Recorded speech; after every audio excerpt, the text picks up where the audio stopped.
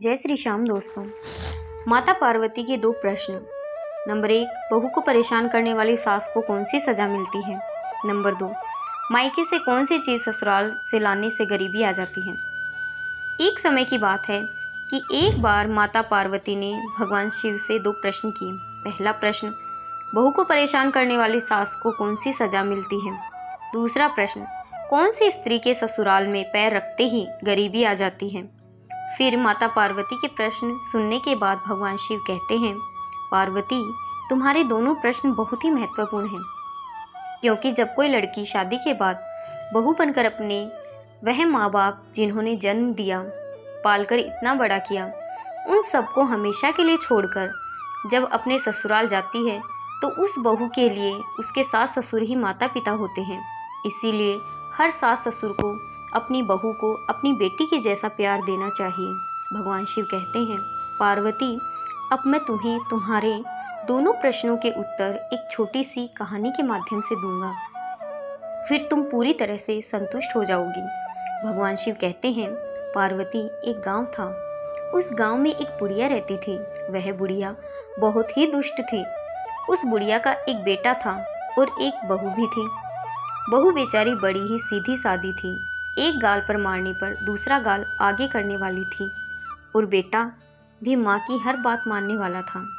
तो होता क्या है, उस बुढ़िया का जो बेटा था उसे अपने गांव में कामकाज नहीं मिलता था। गरीबी का हाल था, जमीन भी इतनी ज़्यादा नहीं थी जिससे कि बुढ़िया का बेटा उस जमीन से काम करके और थोड़ा धन कमा सके। फिर जब उसको अपने गांव में काम नहीं मिलता था तो काम की तलाश में वह दूसरे गांव जाता था। वहां उसे एक अच्छा काम मिल जाता था, लेकिन वहां से उसे हर रोज़ घर आने के लिए समय नहीं मिलता था। सिर्फ साल में एक बार या कुछ दिनों के लिए ही उसे छुट्टी मिलती थी। वह दूसरे नगर में जाकर काम करता था, लेकिन उसे अपनी पत्नी की भी बहुत चिंता रहती थी।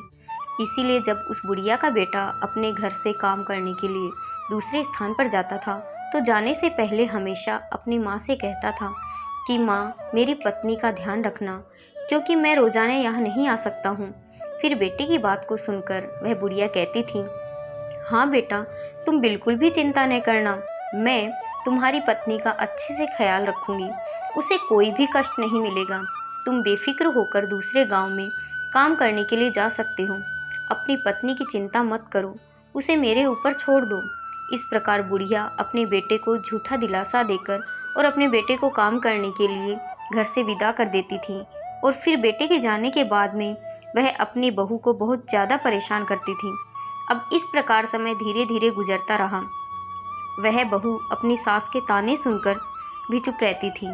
चाहे सास बहू को कितना भी प्रताड़ित करती थी, लेकिन कभी भी वह अपनी सास को पलटकर कोई जवाब नहीं देती थी, क्योंकि वह बहुत ही संस्कारी थी और अपनी सास को अपनी माँ जैसा प्यार देती थी। अब इस प्रकार समय धीरे धीरे गुजर रहा था। वह बहू अपनी सास के ताने सुनकर भी चुप रहती थी। चाहे सास बहू को कितनी भी परेशान करती थी, लेकिन कभी भी वह अपनी सास को पलटकर कोई जवाब नहीं देती थी, क्योंकि वह बहुत ही संस्कारी थी और अपनी सास को अपनी माँ से ज़्यादा जैसा प्यार देती थी। फिर एक दिन उस बुढ़िया का बेटा छुट्टी पर आया और 2 दिन तक घर पर ही रहा, मगर उसकी पत्नी ने अपनी सास की कोई भी शिकायत नहीं की। फिर इस प्रकार छुट्टी के बाद में जब वह बुढ़िया का बेटा काम के लिए दोबारा जाता है तो जाने से पहले अपनी माँ से कहता है, माँ, मेरी पत्नी का ख्याल रखना, यह बहुत ही अच्छी है, आपको बहुत ही प्यार करती है। फिर बेटे की बात को सुनकर वह बुढ़िया कहती है, ठीक है बेटा, तू चिंता मत कर, मैं तेरी बहू का बहुत ख्याल रखती हूँ और आगे भी रखूँगी, क्योंकि यह तेरी पत्नी ही नहीं, मेरी बेटी भी है। इस प्रकार बेटे के घर से जाने के बाद वह बुढ़िया का ही राज था।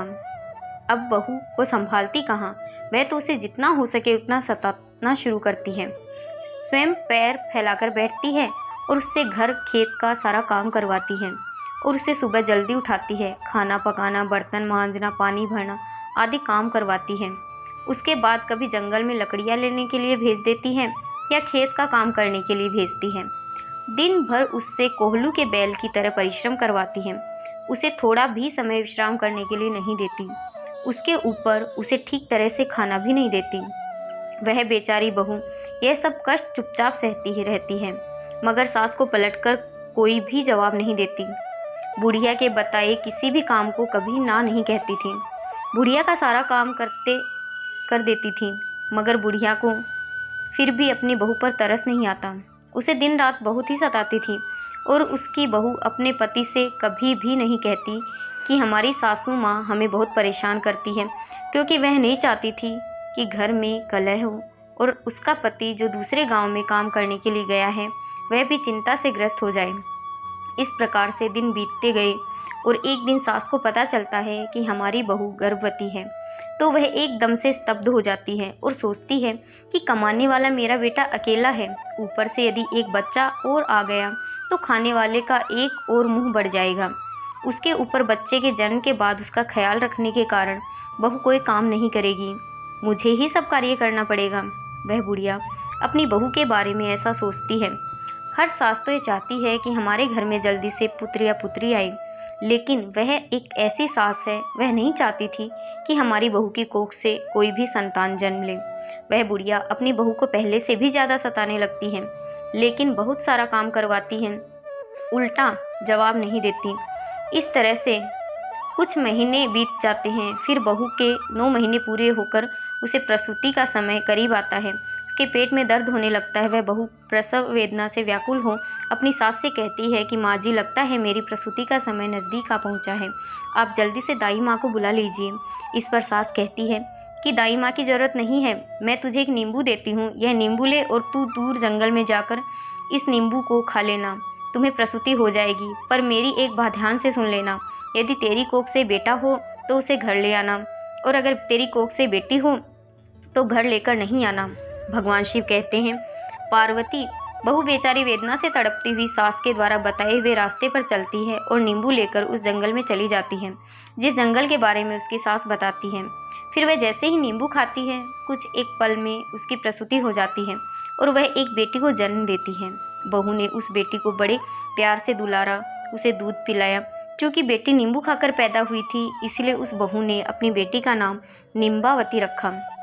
फिर इतना करके बहू ने एक ऐसे पेड़ की खोज की जिसमें कोई खोकर हो, तो खोज करने पर एक तने के पेड़ में उस बहू को खोकर मिल गया। फिर उसने अपनी बेटी निम्बावती को उस खोखर में रखा और उस पेड़ पर रहने वाली चिड़ियों से कहा कि यदि मैं अपनी बेटी को घर ले जाऊंगी तो मेरी सास मेरे साथ मेरी बेटी को भी मार देगी, इसीलिए मैं अपनी बेटी को इस खोखर में आपके भरोसे छोड़कर जा रही हूँ। हे चिड़ियों, मेरी बेटी का ध्यान रखना। भगवान शिव कहते हैं, पार्वती इतना कहकर वह बहू घर वापस आई। अब वह जैसे ही घर वापस आती है तो बुढ़िया समझ जाती है कि उसे बेटी हुई है, क्योंकि उसने पहले ही कहा यदि बेटा हो तो घर ले आना और बेटी हो तो लेकर नहीं आना। अब तो बहू डर के मारे उसे जंगल में छोड़ आई है। इस प्रकार वह बहू अपनी सास से कहती है कि माँ बेटी हुई थी इसलिए लेकर नहीं आई। फिर तो बहू की बात सुनकर के वह बुढ़िया एकदम से शोर मचाने लगी और चिल्लाने लगती है कि मेरी बहू ने अपने बच्चे को खा लिया है, मेरी बहू बच्चे खाने वाली डायन बन गई है। उस बुढ़िया के द्वारा बहू को इतना परेशान किया जाने लगा, मगर बहू अपनी सास की बात को अनसुनी कर देती है और मन ही मन में इस बात से खुश रहती है कि भगवान की कृपा से उसकी बच्ची जिंदा है।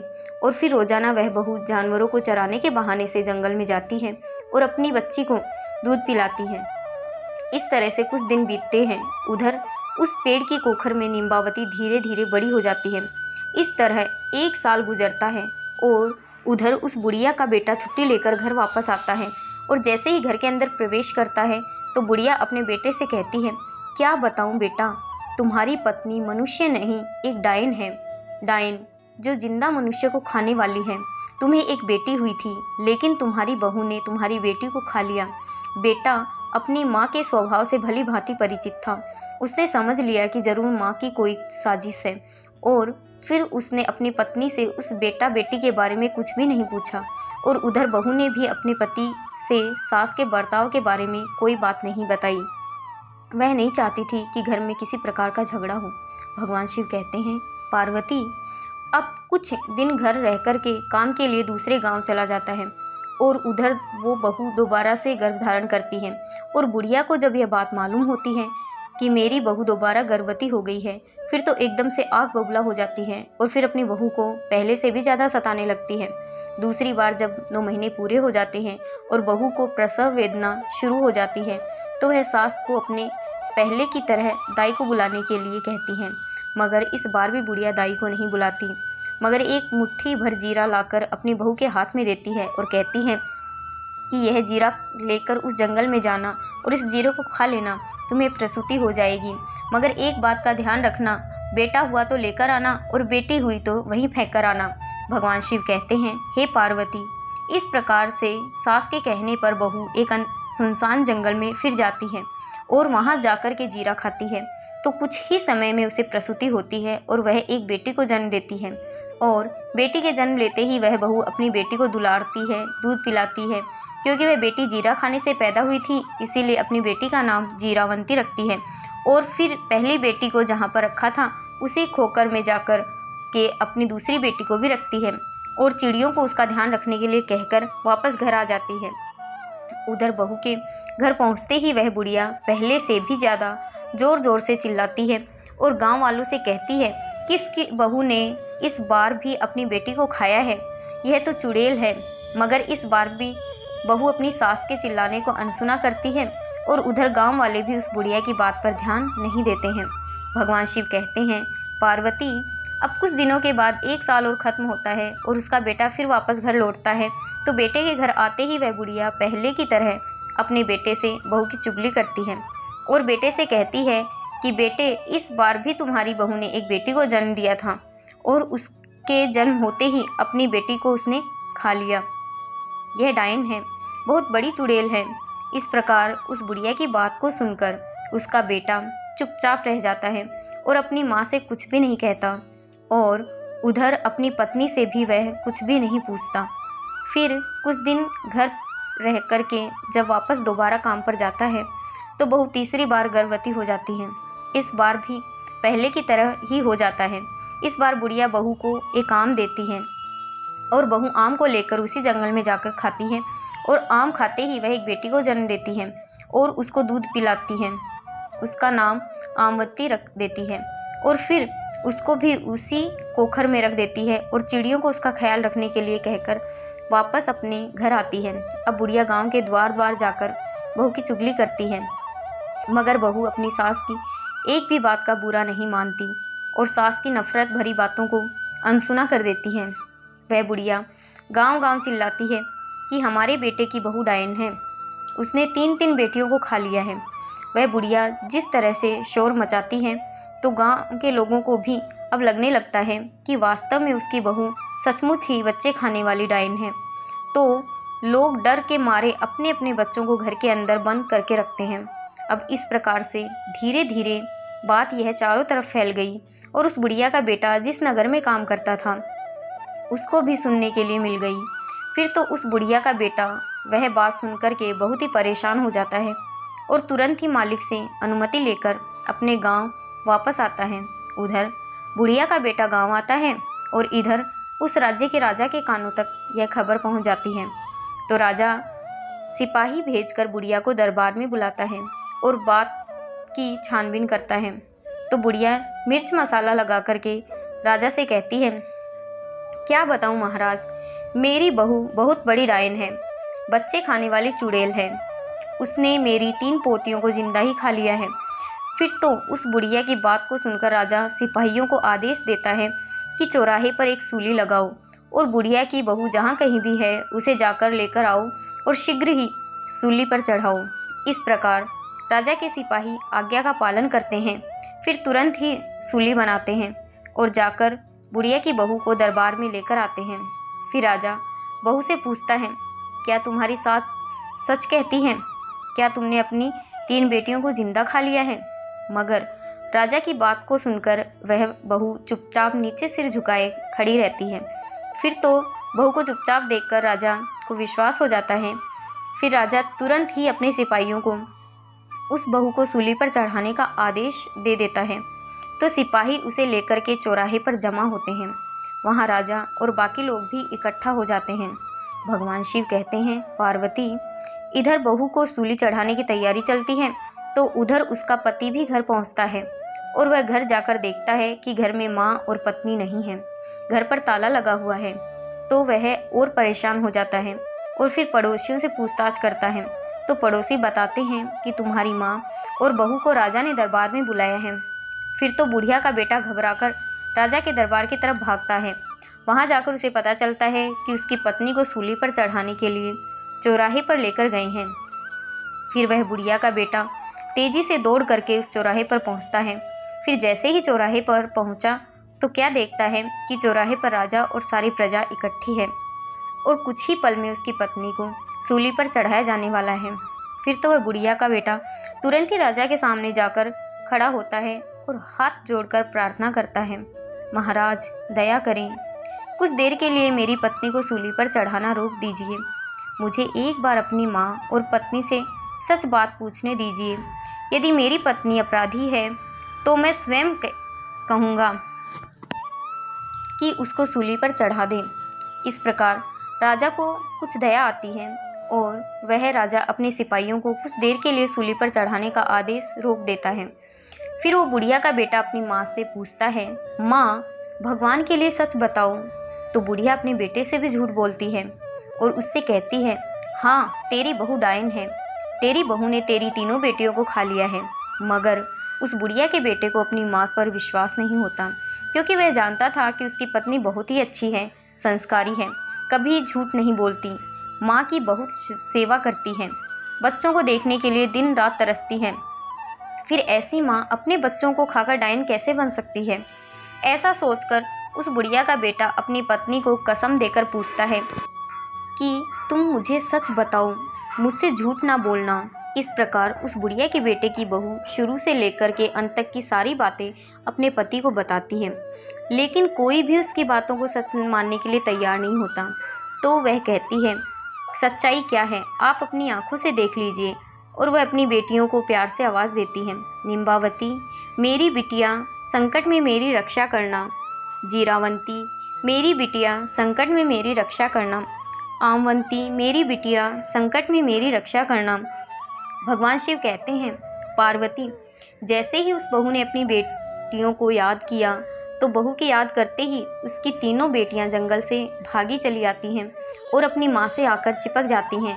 फिर तो उन तीनों बेटियों को देख करके उस बुढ़िया के बेटे को सच का पता चल जाता है। उधर राजा भी समझ आता है और सारे लोग भी सच्चाई जान लेते हैं। राजा क्रोधित होकर उस बुढ़िया से पूछता है, अब तो बुढ़िया बता सच बात क्या है। उधर राजा के तेवर देखकर बुढ़िया को कपकपी छूटती है, उसे सच बताना ही पड़ता है। और फिर सच बात जानकर राजा उस बुढ़िया को सूली पर चढ़वा देता है और बहू को छोड़ने का आदेश देता है।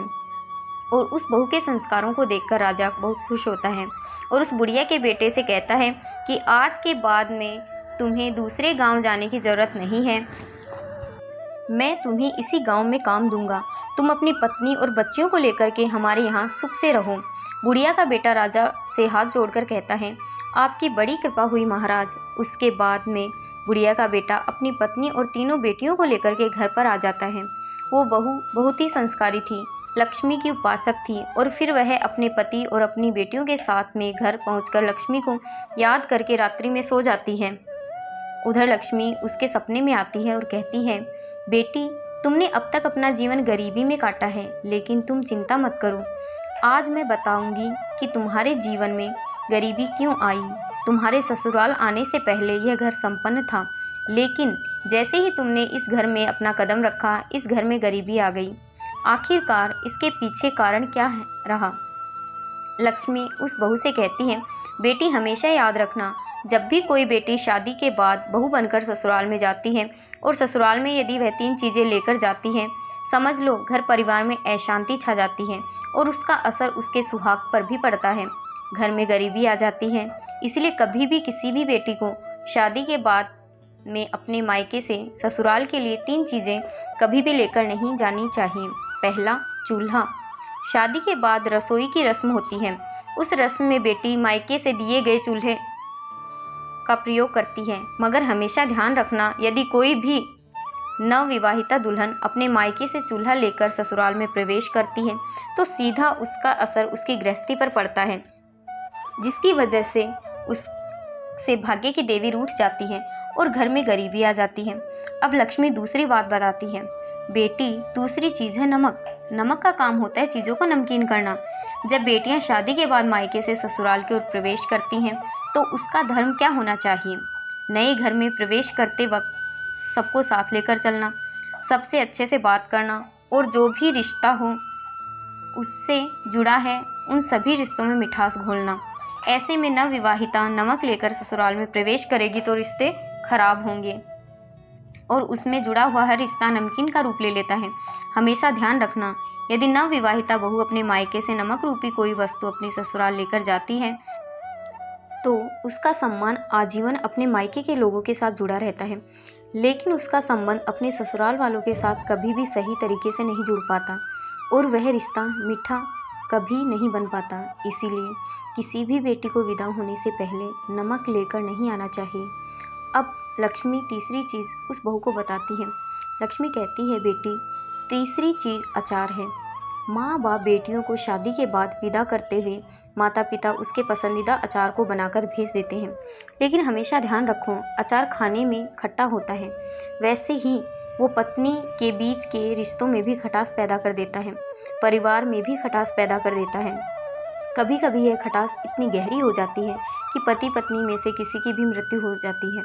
इसीलिए इस बात का ख्याल रखना चाहिए कि शादी के बाद विदा होते वक्त अपने मायके से कभी भी अचार जैसी कोई वस्तु नहीं लानी चाहिए। और जब तुम्हारी शादी हुई थी तो तुम्हारे माता पिता ने यह तीनों ही चीज़ें तुम्हें दी थी, जिसकी वजह से तुम्हारे घर में अशांति रही और तुम्हारे घर में गरीबी आई। तुमसे भाग्य की देवी रूठ गई, लेकिन तुम्हारे संस्कार बहुत अच्छे रहे। तुमने लौटकर कभी भी अपनी सास को कोई जवाब नहीं दिया।